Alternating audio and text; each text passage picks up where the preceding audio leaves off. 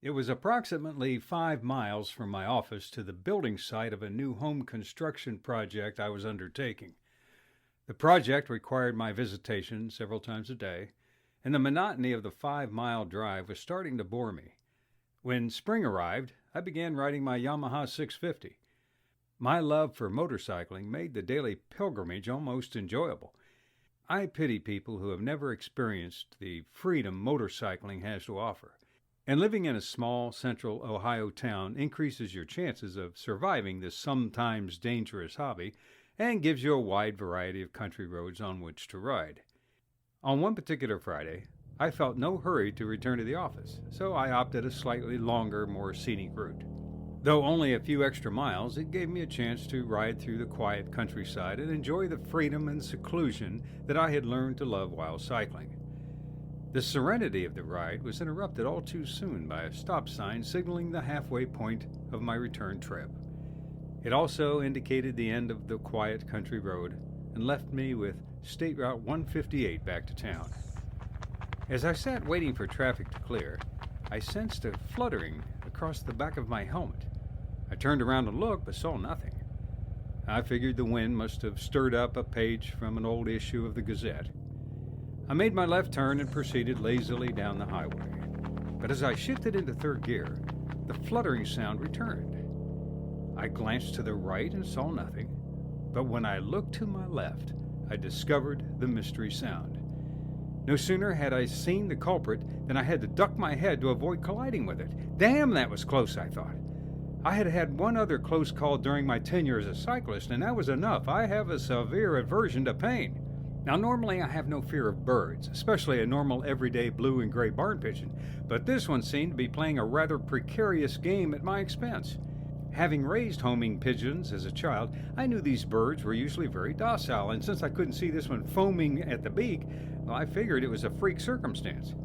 My immediate reaction was to accelerate past this potentially hazardous situation. Glancing down at my speedometer, I felt reassured of safety as it read 50 miles per hour. That is until I picked up a blue and gray blur to my left. I looked, and sure enough, there he was. It was as eerie as it was amazing. This superbird was having little trouble keeping up with me.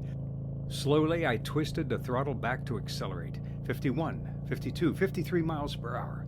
I looked, and there he remained only 6 feet away, challenging me with a look that asked, "Is that all you got?" 54, 55 miles an hour. Although he was beating his wings more vigorously, he indicated to me that he still had some speed left. In total shock, it was all I could do to divide my attention between the oncoming Mack truck and this feathered phenomenon. Now I've got you, I thought. But before my feelings could change from revenge to sympathy for this bird's ill-fated demise, I turned my face away to protect myself from a shower of feathers. They never came. I looked into my rear-view mirror and saw nothing but the yellow sticker of the passing trailer indicating what the driver had paid in Ohio road use taxes last year. However, when I glanced to my left again, there he was, unruffled and still posing a challenge. This was no ordinary bird, but the magical Merlin himself, incognito. Again, traffic approached us. This time I was going to watch him just to see how he managed to escape becoming a squab pie. When the oncoming car was no more than 20 feet away, he twitched his right wing upward, banking into a 90-degree turn. It was reminiscent of a World War II Japanese kamikaze pilot sending his Zero into its final dive. This miniature flying machine had a different objective in mind. No sooner had the car passed than a twitch of his left wing returned him to the formation at my side. I felt like the leader of the Blue Angels -3. Just how fast can you go, I thought. I would never know, at least not today. I was coming into the city limits. I couldn't wait to get back to the office to tell my comrades about this. Oh, I shouldn't have bothered. The jokes were endless. Speculation of where I had really been put me in a local tavern for the past hour. Through all the skepticism, I would make a final appeal to Uncle Bill. Now, Bill really wasn't my uncle, but he had earned this respected title because of his knowledge about motorcycles. Now, if I could get Uncle Bill to see this plumed aviator, the rest of the guys would believe it with no more questions asked. My motive was changed from sharing an extraordinary experience to proving one. After 30 minutes of pleading my case, Uncle Bill agreed to ride out to the scene of the happening the next day. Now, he was determined that 1 o'clock in the afternoon would be a good time to race pigeons, if, in fact, it was true. And as the sun rose high in the sky the next morning, so did my anxiety. I began to wonder if I really had seen what I thought I had. Reality abruptly returned as I heard Bill's Honda pull up in front of the house. Where's your bike? You drive, I'll shoot, I replied as I fastened my camera strap securely around my neck and climbed onto the back of his motorcycle. If we get lucky, my 35mm will stop him. I'm shooting 100-speed film at 1,000th of a second, I boasted. What do you mean, if we get lucky? Yeah, well, let's go. The ride out to Route 158 came all too soon. After several trips up and down the highway, we backtracked to the stop sign where I was first buzzed. There, Bill pulled over, stopped, and killed the engine. Well? Damn it, Bill, I know what I saw. Let's go in. Okay, but keep it slow. As we pulled out, I looked back a final time in desperate hope. And sure enough, there he was, gaining on us at a high rate of speed only inches above the pavement. With the agility of a P-51 Mustang on a strafing mission, he passed only inches from our helmets. Damn! What did I tell you? Hold it at 30. I want to see what he'll do. It only took a few seconds for our companion to settle into his position at our left.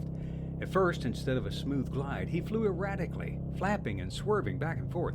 It appeared that he was glad to see me again and excited that I brought a friend along. I couldn't shoot fast enough. Why didn't I buy that auto winder for this camera, I thought. As I continued to snap pictures, I suddenly lost him in the camera lens.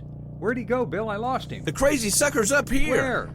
Up here with me. I shifted all my weight to my left foot and stood up on the passenger foot pegs to see around Bill's shoulder.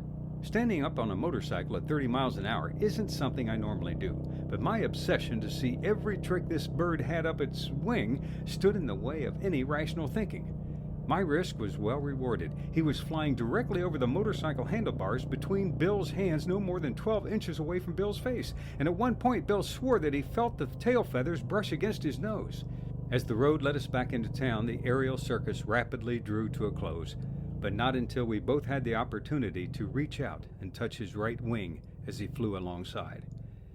When we returned to work on Monday, Bill supported my first encounter and filled the former skeptics in on the second, more glorious one. Bill and I agreed that when the story was told by either one of us, we would omit some of the details, such as where it happened. You see, we felt an obligation, as we would to any friend, to not jeopardize his very existence. 6 years have elapsed since my encounters with this Jonathan Livingston pigeon. Although I get my photos out occasionally, it wasn't until recently that I realized the secret behind this high-speed fledgling's air show. As dedicated as I was in seeking my freedom motorcycling, so he yearned to belong. To the one that was given the ultimate freedom, flight, companionship was sought. As badly as I wanted to escape the ground and freewheel down the highways to nowhere, this small, sky-born loner desired a friend with which to share his loneliness. Now, I don't know whatever happened to him, nor do I know if anyone else may have experienced his companionship. My hometown is small, and word usually travels fast, but I never heard anyone tell of an encounter like mine. But then again, maybe no one else had an Uncle Bill to tell it to.